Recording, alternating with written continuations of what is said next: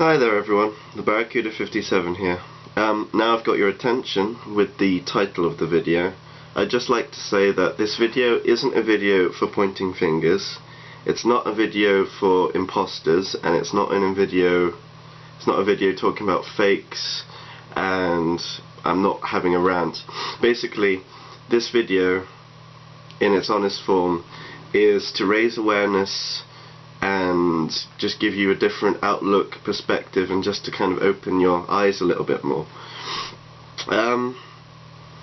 In general, there are a lot of mistypes towards the INFJ, and many people who think that they're INFJ, often in many cases aren't actually INFJ. I'm not saying that what I'm saying is completely true. I'm just trying to say that I'm opening your eyes to this information. A lot of people who think that they're INFJ often give off lots of kind of indication signs in the way that they speak, in the way that they present themselves and what they post, and in many cases it doesn't feel like they're actually INFJ. Now, I'm not trying to say that those people are fakes, I'm not trying to say that they're imposters, and I'm not pointing a finger at anyone.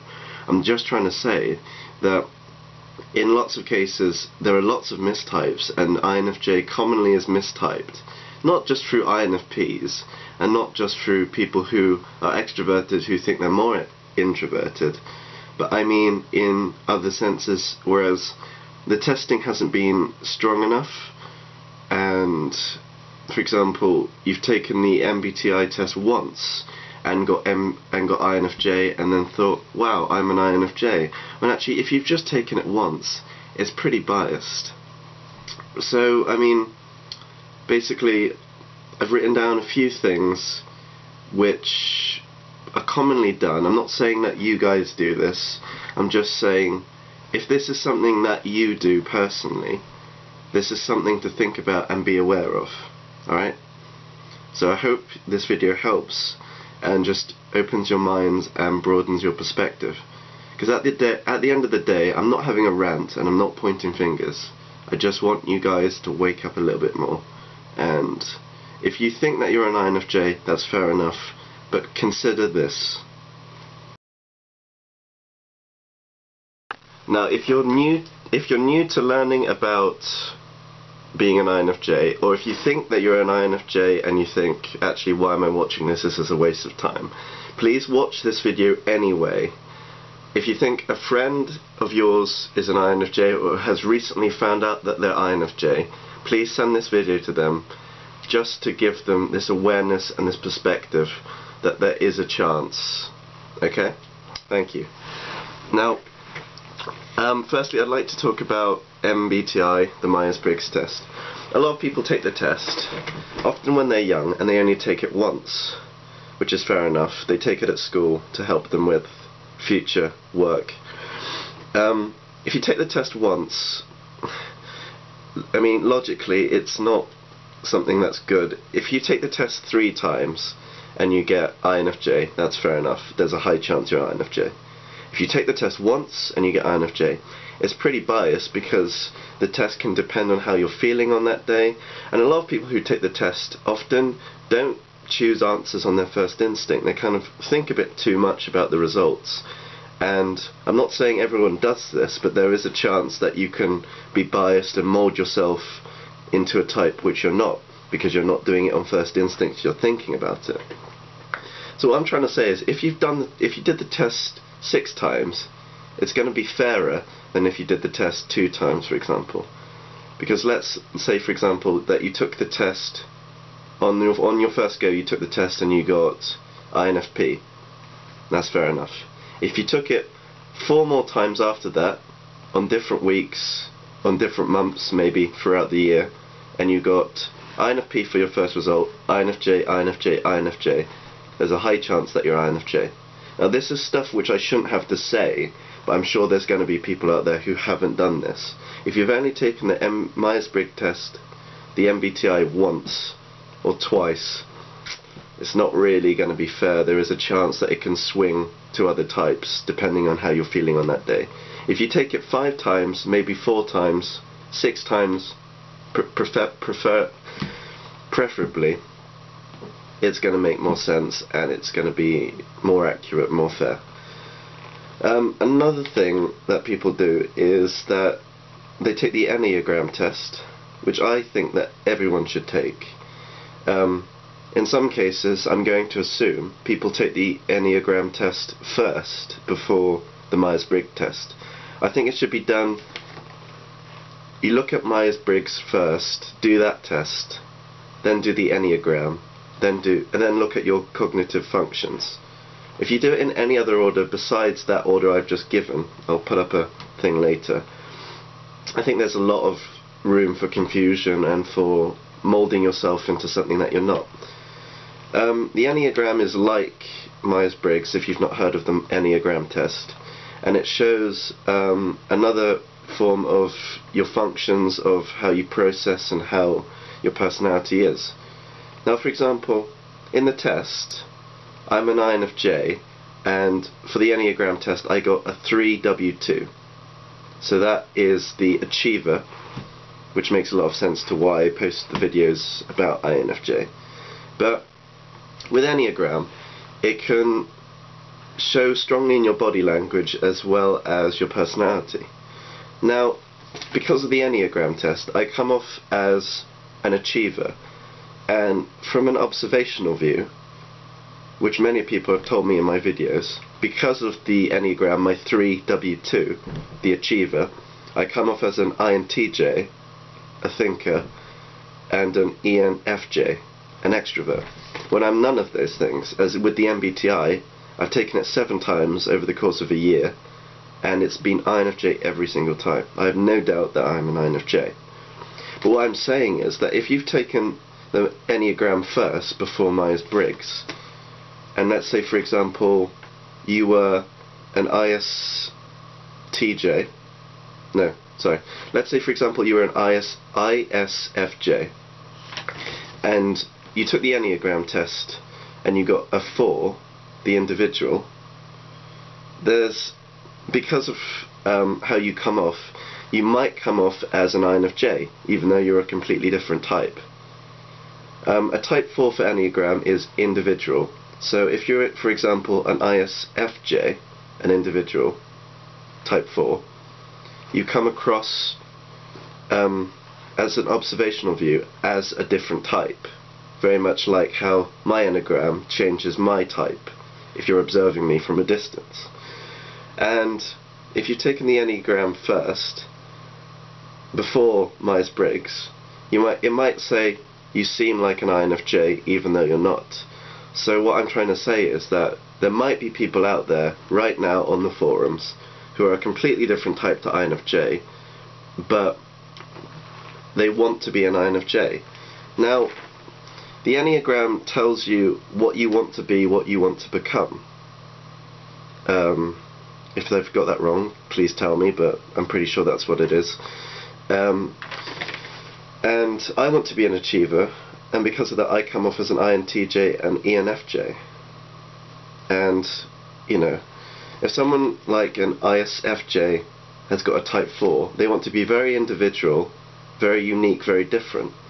And because of that, there is a chance that they can attach themselves to a type which is rare, unique and individual, the INFJ. I'm not saying that everyone does this, I'm not saying everyone in the forums is a fake. I'm just saying this is something people unconsciously do, or can unconsciously do because they're unaware of it. It's very much like INFP. INFP is very close to INFJ, but there is a difference in thought and thinking. As INFJs process information before doing something, and INFPs process information after doing something. There's a difference there, which not many people are aware of. And on top of that, the INFJ gives off a different aura in comparison to an INFP. They're different personalities, different feelings towards them. If you have two next to each other, they'll be different. Even though they're completely different people, it's just their kind of presence is different. So what I'm saying is that I'm not pointing fingers, this is something to be aware of. If you're an ISFP, or if you're a different type and you've taken the test a few times and you think, oh, INFJ, that sounds good, or that's what I want to become. I mean, in the test, I got the achiever, a 3W2. I mean, that's something I want to become, but as hard as I try, I'll never become that, because at the end of the day, even though I come across as an INTJ, an ENFJ, I'm always going to be an INFJ.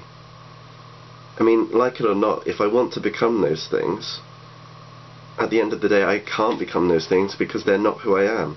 And what I'm trying to say is, if you're an ISFJ, for example, this is just to give you awareness of the typing and the mistypes. If you're an ISFJ and you're a type 4, an individual, you want to be unique and different, you'll swing towards a type, for example, like INFJ. At the end of the day, that's not really who you are. If you're trying to mold yourself into something that you're not, at the end of the day you're going to be a fake, whether you like it or not. And I don't mean that you're trying to be a fake. I know that you want to find yourself and to understand yourself. But what I'm trying to say is that as hard as you try, as hard as you want to become that dream of who you want to become, the individual, at the end of the day you're going to be your type, typed by Myers-Briggs over Enneagram. That's what I'm trying to say. A lot of people aren't aware of this and they're not conscious of this. And people who are conscious of it, it comes across very strongly in the forums. I'll go and talk about that in the next part of this video. But I want you to consider this. When you're doing the tests, please take it in this order, so there's no confusion. If you have any more questions on this, or you didn't understand an aspect of this video, please leave a comment in the section below, and I'll be willing to answer it if needs be.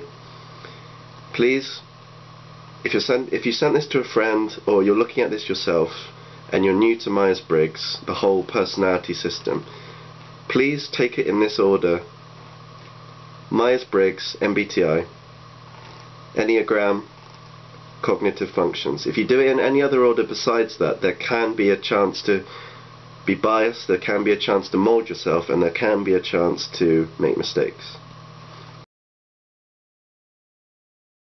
Now, if you're new to the forums, or you're new to online, as in online towards Myers-Briggs, the 16 types, INFJ for example, this is something to consider in the forums. A lot of people who claim that they're INFJ, for example, in many cases are not, often outdo themselves or undo themselves. And this can be shown through how they write, this can be shown in the profile pictures they have when they present themselves, and this can be shown in what they post actually on the forums. For example, again, I'm not pointing fingers, I'm making this and using this as an example. If, for example, you were a censor and a judger, you know, who thinks that they might be an INFJ, people who often claim that they're INFJ and are in the forums and post lots of stuff, you know, there's a big difference between a censor and an intuitive. Censors use logical language, and they have very different mindsets to an intuitive. An INFJ uses metaphorical language, quite abstract language, and quite future-orientated language. So these are things to look out for when people are writing in the forums. This is something to think about and to constantly be aware of in the forums. A censor and a judger, an SJ, very much like the ISFJ, type 4, will be very logical, very present-orientated.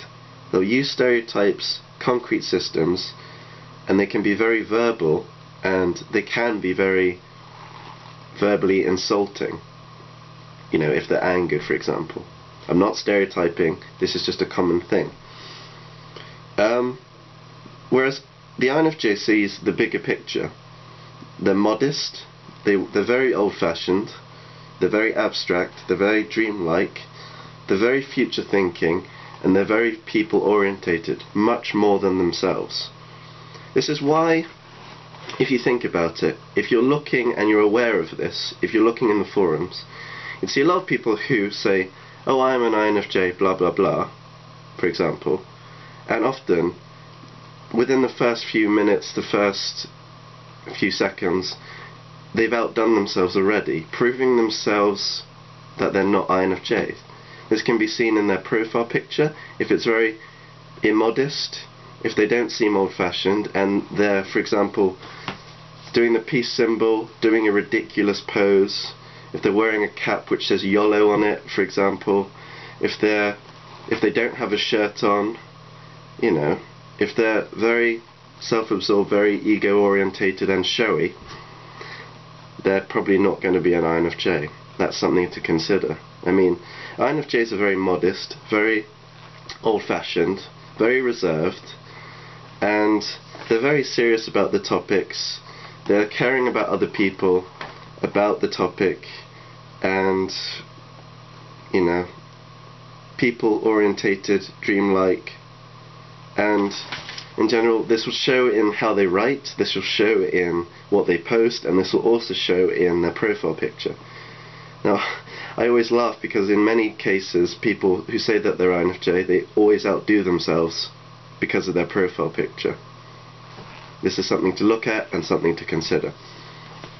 Now, I'm not saying that those people are fakes, because there is a chance that they could be INFJ but very unhealthy, but in many cases people take the test once and get one result and think, oh, that's it, I don't have to look into it anymore.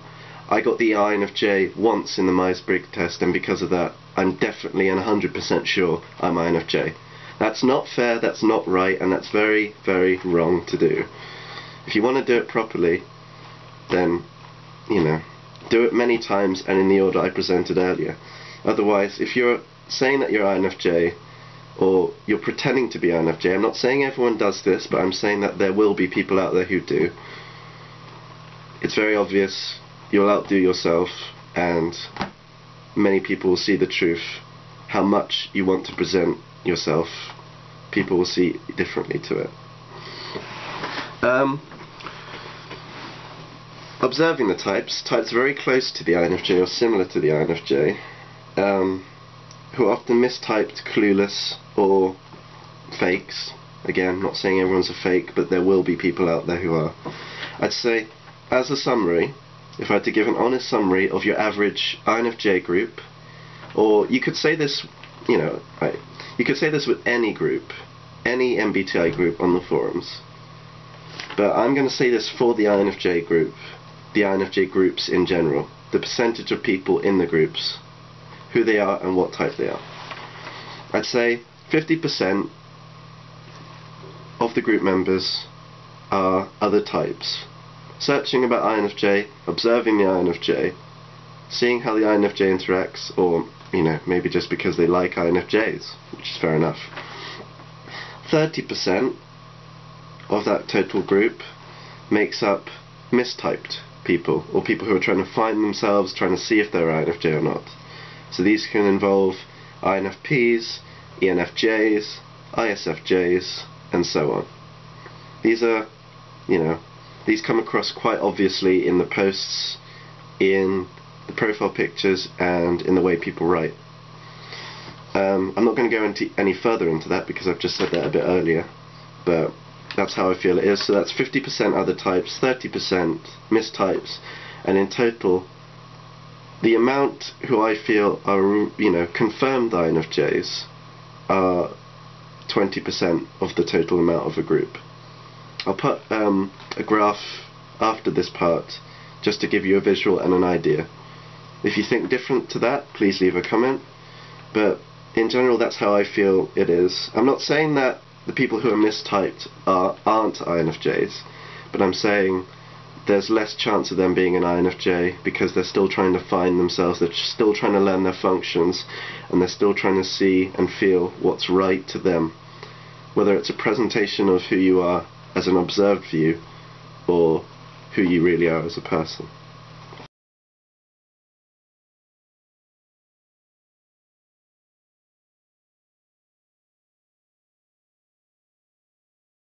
Hi there guys, well I hope that pie chart helped, and it helped you to visualize the difference. I'm not saying it's true, I'm not saying it's right, but I'm saying that's how I feel the difference is in any of the INFJ groups online. Another thing which I've said earlier and repeated a lot of times is the fact that people often give themselves away by their profile pictures, by how they speak. A lot in many cases, the way people speak is very present orientated in the now.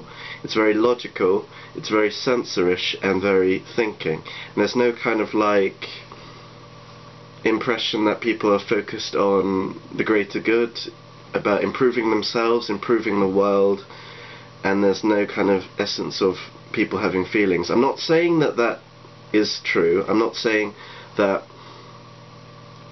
the INFJ groups are filled with sensors, but what I'm saying is that the vast majority, in more cases than not, many times that happens.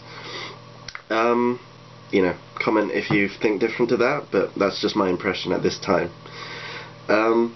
Another thing that I found recently is, to help prove this, is a person on YouTube, a user, commenting on an INFJ video. I'm not saying which video it is, and I'm not saying which username it was, but, you know, basically this person kind of outdoes himself or herself in how they speak. They claim that they're INFJ when actually they use a lot of sensorist language, very thinking language, and nothing about it kind of indicates that they're an INFJ, or even a feeler for that matter. Anyway, just have a read with this and you decide yourself. If you relate a lot to it, there's a very high chance that you're probably not an NF, or there's a very high chance that you're an not an INFJ, and if you were an INFJ then you'd be very unhealthy if that turned out to be the case.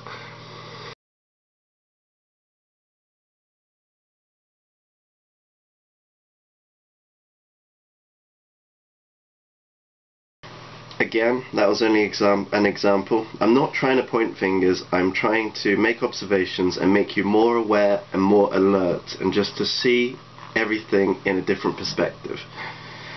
To help further with this, and to help you think about the difference, is I'll post 3 pictures, and they're just generally pictures that you see on the INFJ forums, which people say is very INFJ-like, but actually it can be interpreted in a lot of ways, which NF types, feelers, intuitives, dreamers can all take on board and all say, well actually I relate to this, that must mean that I'm an INFJ, for example. I'm not saying that that's the general view, but I'm saying that there are people who are like that out there, for example. It's a bit like saying, oh, you like rainbows as well. Well, I like rainbows. It's like saying we're the same people. Well, actually, that's just a generalized view, and that's not necessarily true, is what I'm trying to say. These pictures are common pictures which you see on the forums, which people say relates a lot to the INFJ. Yes, it probably does, but it also probably relates to NFPs, ENFPs, ENTJs, you know, intuitives, feelers, basically.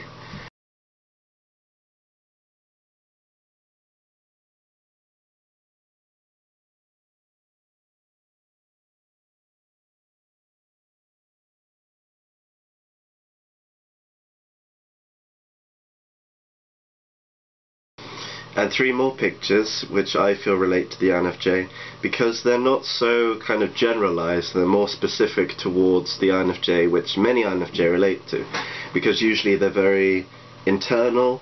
They are dreamy, but in a sense where it's like improving yourself, improving oneself, making yourself stronger and better, physically, mentally, spiritually, and just opening your eyes. And a lot of these posts will also be geared towards improving the world, making the world a better place, making systems a better place.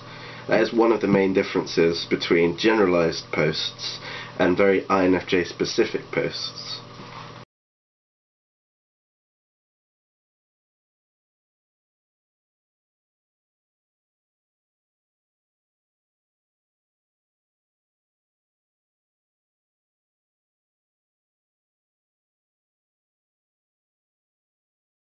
All in all, it's very easy to be mistyped, to kind of jump towards the, you know, idea of I want to be unique, I want to be an individual, I want to be rare. And, you know, a lot of people who are aware of what an INFJ is try and swing towards it, in a sense, to kind of mold themselves to it. And I'm not saying that everyone does this, and I know I'm being really critical, but that's what INFJs do. They analyse and they're very critical.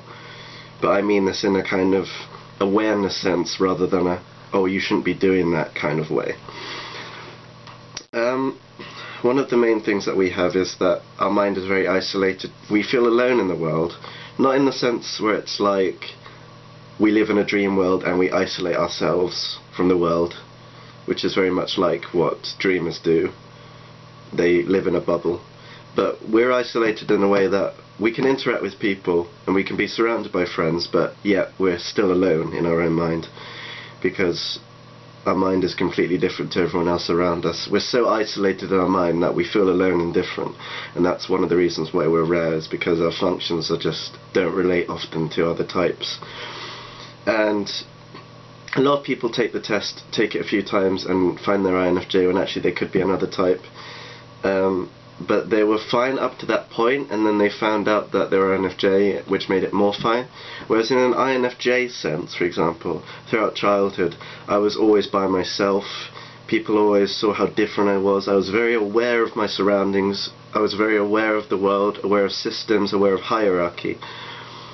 And, you know, people often left me alone, and I was often isolated because I was weird and I had a more kind of wise, independent view, and I could see things from a much older mindset than my friends, and because of that I was just different, weird, and by myself, until I found out later on in life that I was an INFJ, and it just solved everything for me. I mean, that's the difference between an INFJ who probably is an INFJ from the start to later find out what he is, rather than someone who got through life pretty well and was just the same as everyone else, and then found out they were an INFJ. If that's the case, then you're very good at being with people, but often, more cases than not, that might be because you're another type and you're not actually an INFJ, and you've just kind of idealized your personality into something which it might not be. That's what I'm trying to say.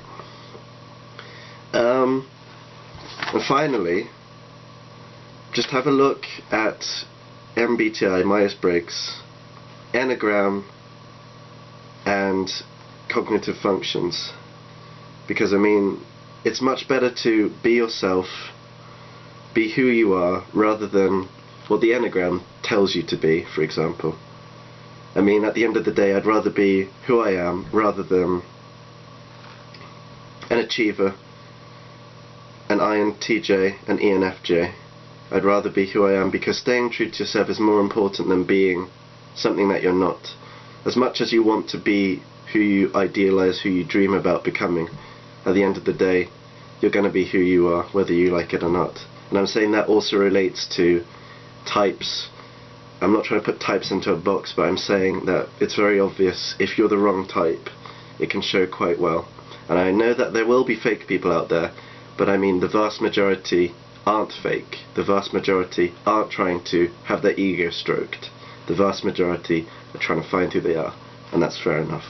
I hope this video helped, and please share this with your friends who are new to being INFJ or think they're INFJ, and just to give them a more sense of awareness about the type, and a more sense of awareness about the general discussion groups and online of Facebook and the general internet. Thank you for your time, everyone.